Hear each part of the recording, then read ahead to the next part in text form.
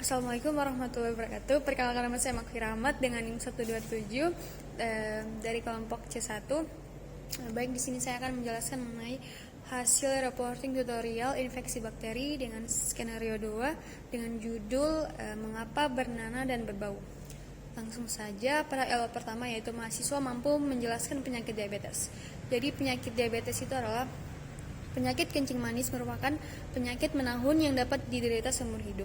Diabetes mellitus atau DM disebabkan oleh gangguan metabolisme yang terjadi pada organ pankreas yang ditandai dengan peningkatan gula darah atau sering disebut dengan kondisi hiperglikemia yang disebabkan karena menurunnya jumlah insulin dari pankreas.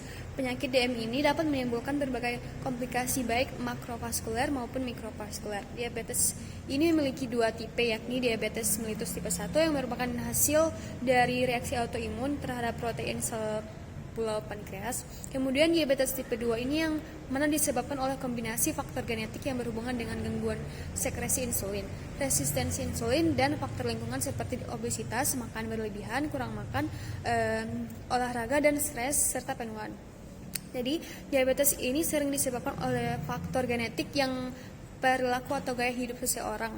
Selain itu, faktor lingkungan sosial dan pemanfaatan pelayanan kesehatan juga menimbulkan penyakit diabetes dan komplikasinya.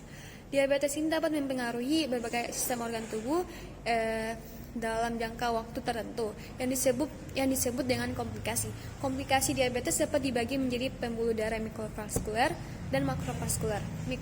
Komplikasi mikrovaskuler ini termasuk kerusakan sistem saraf atau neuropati, kerusakan sistem ginjal atau nefropati, dan kerusakan mata retinopat. Jadi diabetes ini seringkali muncul tanpa gejala, namun demikian ada beberapa gejala yang harus diwaspadai sebagai isyarat kemungkinan diabetes. Gejala tipikal yang sering dirasakan penderita diabetes ini antara lain yaitu poliuria atau sering buang air kecil, lalu polidipsia yaitu sering haus, dan polifagia yaitu banyak makan atau mudah lapar.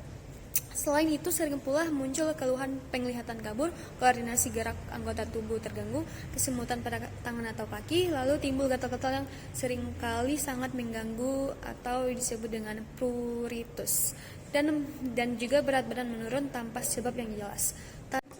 Baik, selanjutnya ada LO kedua, yaitu mahasiswa mampu memahami teknik pengambilan dan pengolahan sampel nanah pasien diabetes. Jadi yang pertama yaitu teknik pengambilannya. Yang pertama, pus atau nanah diambil dari pasien yang mengalami luka infeksi pada permukaan kulit dengan cara diswab menggunakan swab steril, lalu kemudian dimasukkan ke dalam tabung yang berisi media amis. Lalu sampel pus atau nanah ini diinokulasikan pada media nutron agar secara 32 garnis dan diinkubasi selama 24 jam pada suhu 37 derajat Celcius. Diambil 1-2 kolon terpisah yang tumbuh pada media ini dan diinokulusikan pada media diferensial seperti ada media meconicae agar atau Asian methylene blue agar, bisa juga blood agar plate, dan ada juga media MSA. Kemudian ada LO yang ketiga, yaitu mahasiswa mampu memahami teknik pemeriksaan secara mikroskopis maupun kultur. Jadi yang pertama, prosedur kerjanya dengan media MSA yaitu mempersiapkan alat dan bahan, kemudian mempersiapkan media MSA-nya sendiri yang berbentuk padat, kemudian mencelupkan swab ke media transport amis yang mengandung pus dan menggoreskan ke media MSA dengan membentuk jejas huruf T. Menutup media MSA tambah dengan plastik wrap dan diinkubasi bagian dalam inkubator depan bahang 37 derajat Celcius, dalam 48 jam. Lalu kemudian untuk pemeriksaan mikroskopisnya, yaitu dengan menggunakan pewarnaan gram.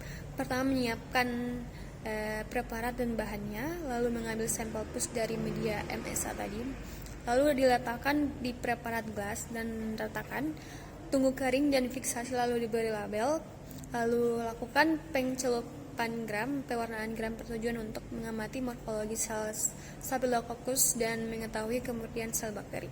Genangi sediaan dengan cat gram A sampai menutupi seluruh sediaan, diamkan selama 1 menit, lalu cuci dengan air mengalir, lalu genangi dengan cat gram B selama 1 menit, cuci lagi dengan air mengalir, lalu larutkan lagi warnanya dengan mengenangi Sediaan menggunakan cat gram C selama kurang lebih 30 detik.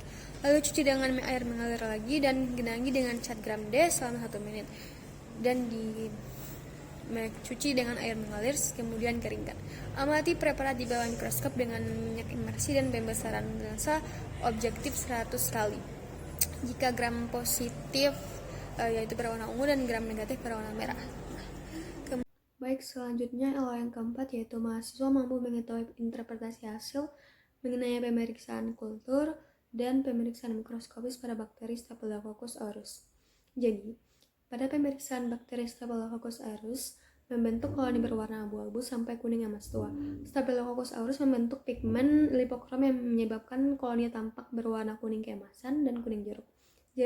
Staphylococcus aureus ini pada media manitosal agar atau MSA akan terlihat sebagai pertumbuhan koloni berwarna kuning dikelilingi zona kuning keemasan karena kemampuan memfermentasi manitol.